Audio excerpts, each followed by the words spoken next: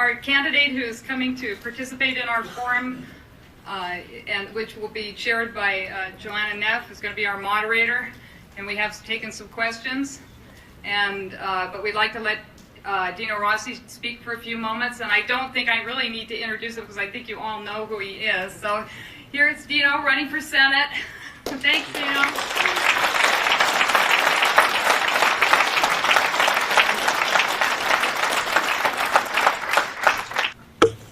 Good afternoon. Oh, good. Look at this. This is a good crowd. This is great. Well, I just want to say thank you very much for having me out here today. I appreciate this. And I want to talk to you about a few different things. Number one, what got me in this race. This is not what I was planning to do 8 months ago. I'll be honest about that. That's not what I was planning on doing, though I was worried about our country and the direction it's heading. Then they passed the health care bill. These people are just flat out of control. Out of control. And so I started looking at this and saying, well, you know what? Does this make sense? Does it really make sense? I didn't have a lot of confidence, though, in the people back in D.C. I went back there and had a chat with some of those folks in leadership. And I said to the leadership, I said, you know what? I've only been to your snake pit of a town less than half a dozen times in my life. I wanted to fix my state. That's why I ran for governor. But the way you guys are going, there isn't going to be much of a state left. That's right. And I said, but when you think about it, our bankers, the Chinese, and last time I checked they were communists, are telling us we're spending too much money. We are on a fiscal cliff. I said, but the problem I have is that I'm sitting in the leadership's office, and I said, I don't have confidence that my team, the Republican team, actually has enough guts to put the fiscal trains back on the tracks. A good salesman knows when to shut up. Got to figure either I'm going to get thrown out of the office or I'm going to hear something. And it was very interesting. I didn't get thrown out of the office. And the first thing, we understand, is what I heard.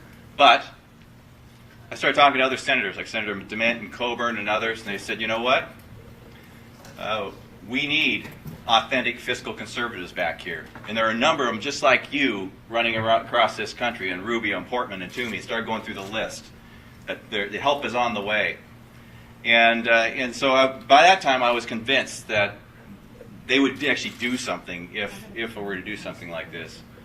And in the end, what ended up getting me to where I am right now, my wife, greatest blessing in my life, 23 years now. She asked a simple question. We have 4 children between 9 and 19. And she said, what kind of country do you want our children growing up in? And you're actually in a position to do something about this. If you're willing to do this, I'm willing to support you 100%. That's what she said to me. And so here I am. Our country's in trouble. Either we're going to restore the ideals that made this country great, the founding fathers intended, or we're going to become France, or worse yet, Greece. That's where we're heading, folks. We're at a crossroads. It's time to pick. It's time to pick. And so, just so you understand what got me to this podium today, it wasn't what I was planning to do. It certainly is what needs to be done.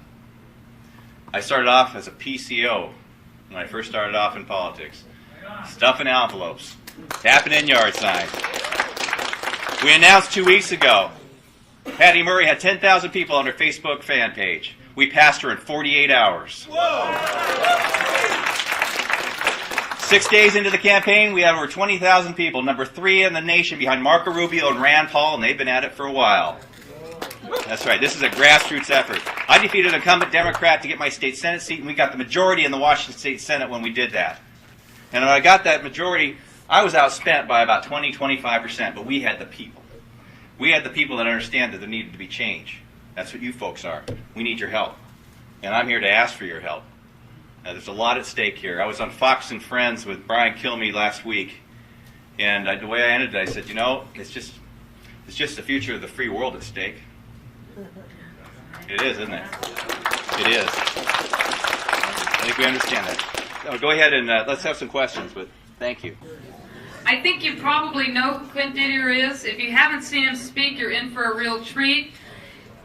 He's a farmer. He's a down-to-earth man. He's he was a football star, and I'm not a football person, so I can't tell you everything about his career, but those that know football know about it.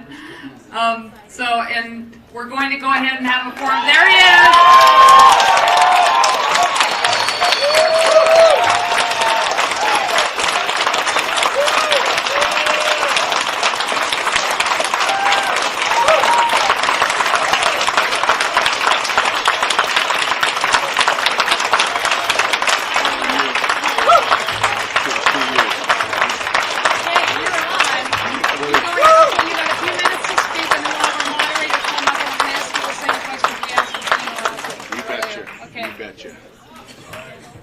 Well, thank you. It's been an eventful day.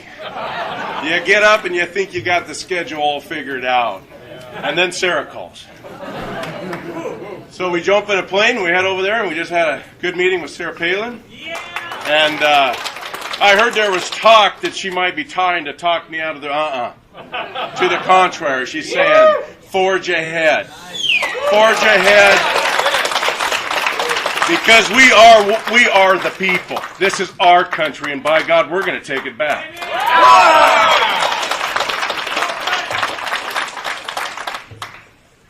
When I got into this race, I got in because I was sick and tired of what I was seeing out of this current administration. I'm getting sicker by the day. I get more determined by the day because, you see, 2 months ago I had my first granddaughter. And when she took her first breath, she was $380,000 in debt.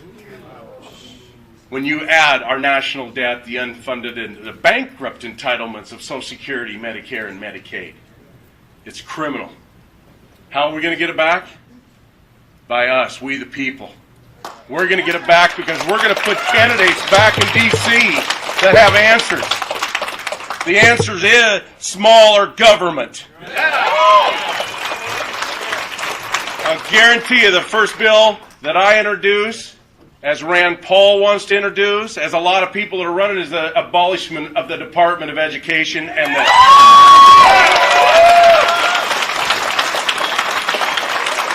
where the indoctrination of our children is happening, and it's got to stop. The Constitution has to be re-implemented into our school system, and the belief in God.